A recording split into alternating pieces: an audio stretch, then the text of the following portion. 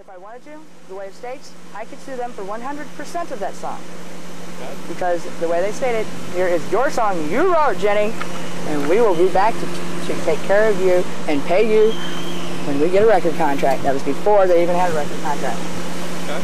Well, And they don't seem to think that I've got this, and now they're trying to make me look like I'm going cuckoo so they don't have to pay. It's not happening.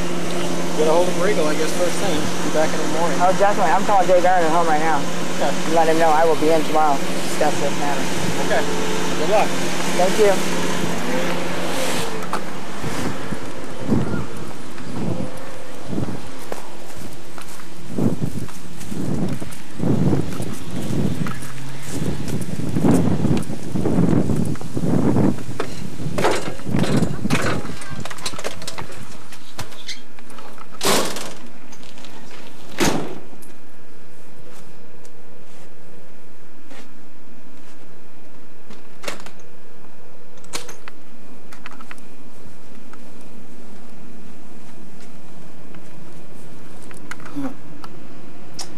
Officer Wade from the Union Police Department was just here investigating. He took photos, took some information from me.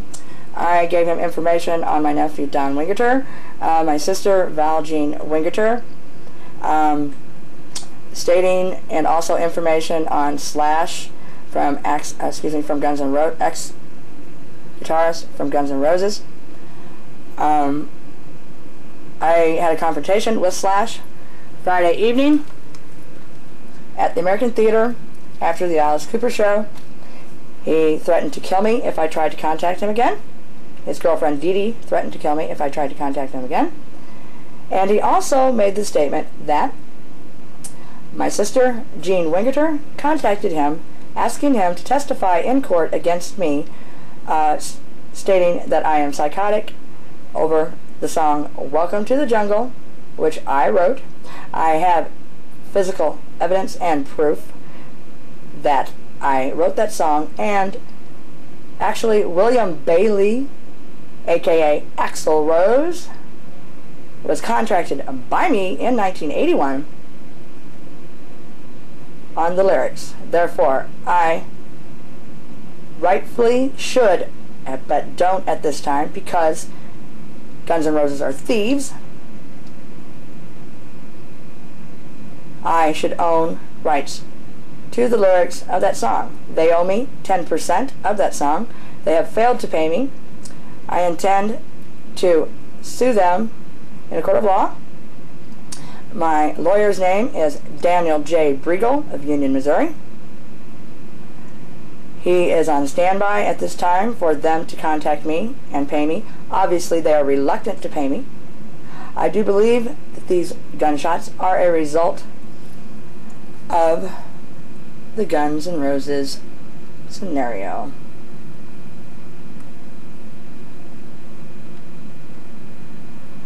And I intend to prove it. And Slash made the statement Friday evening, September 29th, that my sister Jean contacted him asking him to testify against me in the court of law in order to have my children taken away from me. At first, at the beginning of the conversation, he said he refused to, but after the argument continued, he decided that he is going to testify against me, and he said if I call him again, he will testify against me, and when he's done, I will never see my children again. I intend to prove them all wrong. And if I don't, somebody paid somebody off. So anyone who gets a hold of this material, remember the names, remember the places.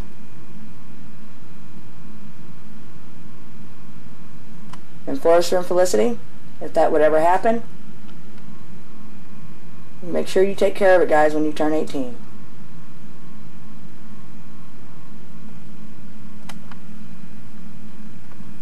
But I fear not. I'm confident I'm going to shoot them all down and put someone away for doing this. Those are my intentions. Because I'm right, they're wrong. And the only way they will win anything is illegally paying someone to decide in their favor, to lie, to manipulate. And I intend to make sure that lies and manipulation do not happen. I am right, and when I'm right, I will fight to the bitter end. And I love my children, and they're not going anywhere. And I wrote the song Welcome to the Jungle in 1978.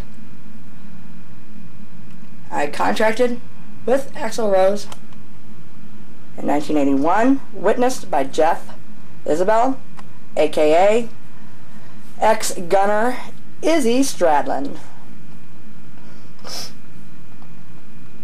At that time in 1981, when we signed the contract, there were several people there. At this time, I will not mention in order to protect some of the innocent. Although one known one there is Rick Robinson. Ricky. His actual name is Ricky G. Robinson. Age 42. Birth date March 9th, 1958. Excuse me, 1958. I can't add today. Again, Ricky G. Robinson, March 9th, 1958. He's 42 years old. He was at my home the night that I contracted with Axl Rose on the lyrics to Welcome to the Jungle. I was to receive 10%. They came back to pay me. A major fight broke out. I didn't get paid. They disappeared.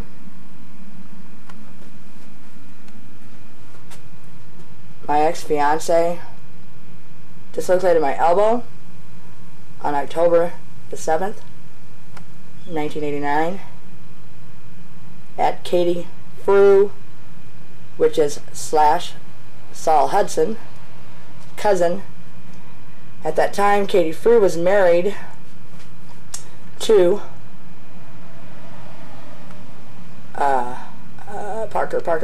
Wally Parker. Walter, I believe Richard Parker, age 40, birth date same as mine, except he is 2 years older than I am. His birth date is March 20th, 1960. And as again, Katie Frew was married to Wally Parker at the time the fight happened with Guns N' Roses at their home in Fairview Heights, Illinois, which is to this day boarded up ever since that fight happened 11 years ago. You will find documentation. Oh, nope, I didn't get that shot. There was somebody standing outside when I drove by, so I didn't get a picture of the house. But I will guarantee you, these gunshots are related. And I will guarantee you there is a conspiracy to commit murder again. And I intend to prove it. Here we have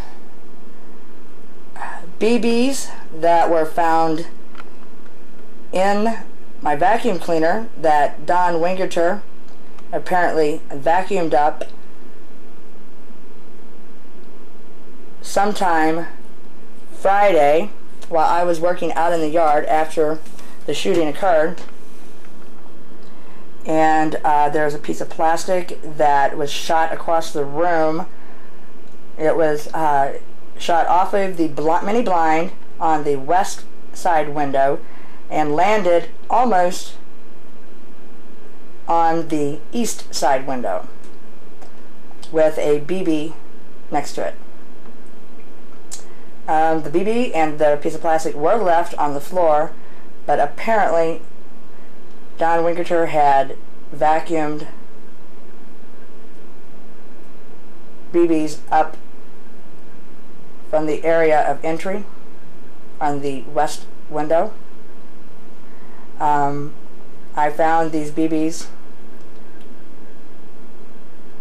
They apparently were in the vacuum cleaner, and when I started the vacuum cleaner up, the BBs fell out, so apparently he did not vacuum them thoroughly.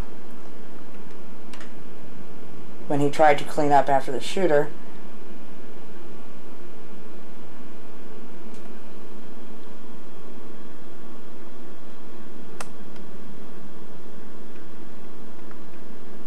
To create a diversion.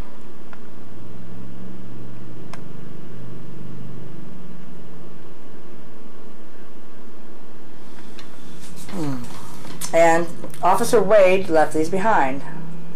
They were supposed to be used as evidence. These obviously were not shot from a BB gun. Some of the BBs have been flattened from impact. Some of them have gunpowder on them, such as the one in the center of the screen now. Officer Wade failed to take those with him. He failed to take evidence.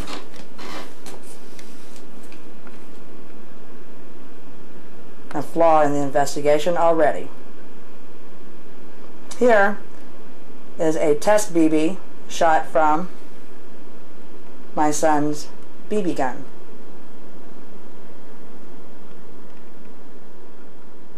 This BB is still very well shaped, does not have flat edges from impact.